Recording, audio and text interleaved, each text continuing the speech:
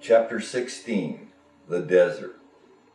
I was perched on my usual bar stool, near the jukebox and within reach of the potato chip rack at the Buccaneer Bar.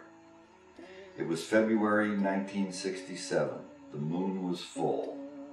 A little before midnight, my brother Lon excitedly entered the bar. He told me he was in possession of 1,000 mic tab of acid. That's a very high dose. He suggested we go out into the desert, split the tab, and watch the sunrise. Sounded like a great idea to me. We decided Joshua Tree National Monument would be the perfect spot.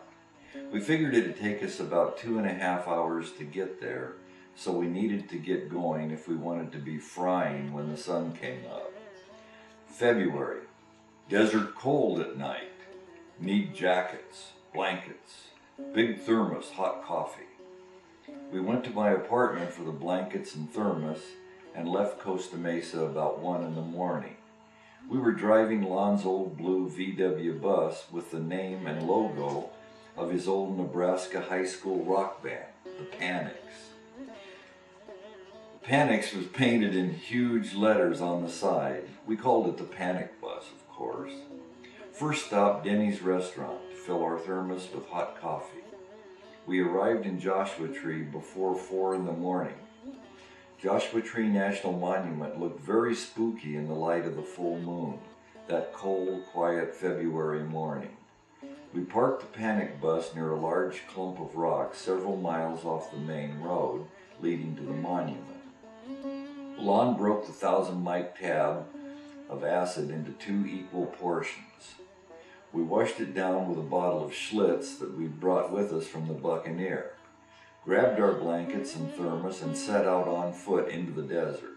We walked aimlessly in the eerie moonlight until we came upon a large outcropping of rocks. We wanted to be settled in before sunrise. With some difficulty, we climbed to the top of the rocks and found an area where we could sit comfortably, facing the east. We each picked our individual spots, sipped hot coffee, and waited for sunrise. The full moon was at our back. As the sun appeared on the horizon, the acid started to take effect. 500 micrograms was the largest dose either of us had taken. The landscape of Joshua Tree National Monument was so strange and alien that we may as well have been on another planet. At first it was wonderful, beautiful and magical. Every speck of sand sparkled like a diamond in the early morning sunlight. The desert literally came alive. We looked at each other, silently acknowledging the awe we felt in this sacred place. We began to communicate telepathically. In a split second, we understood why mystics go into the desert for spiritual experiences. We had never in this life thought of these matters prior to this. In that same nanosecond, we understood the laws of karma and reincarnation. We had a simultaneous flash of us being our dad's 2 uncles, who worked behind the cameras in the early days of Hollywood, and who both died as young men long before Lon and I were born. We became frightened.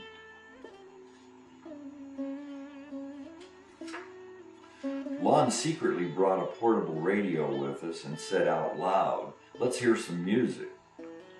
He switched the radio on, and for the first time in my life, I heard Strawberry Fields Forever. It was the strangest, most in-the-now appropriate song I'd ever heard. The song echoed all across the desert and completely blew my mind. When the song ended, the trip changed again into being very scary. The wind came up, blowing dust everywhere. We switched off the radio and found we were still communicating telepathically.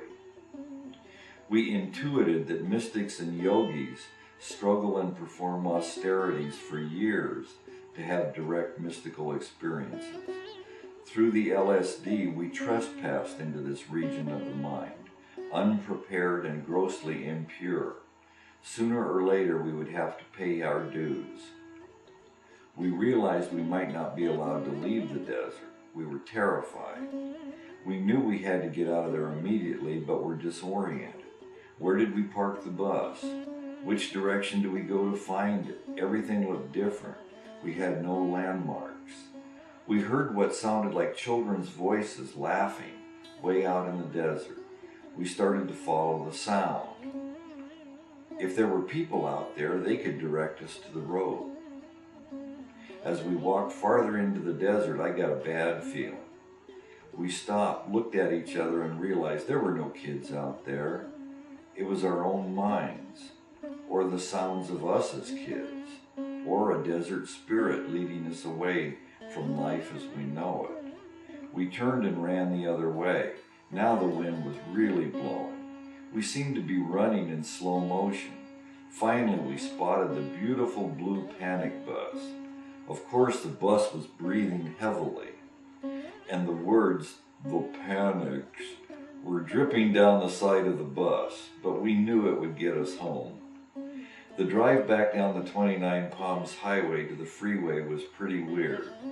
The cars we passed were all occupied by very elderly people. One guy was a skeleton dressed in a black suit. I was overcome with profound sadness and compassion. I could read the life story of everyone we passed. This old guy was retired military, and he'd done really heavy things he was ashamed of. This old lady was coming back from church. She had lost her faith and was filled with death anxiety. It was pretty bad.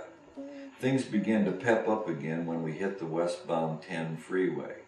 We agreed we'd experience something very profound and life-changing out there in the desert, but couldn't verbalize it.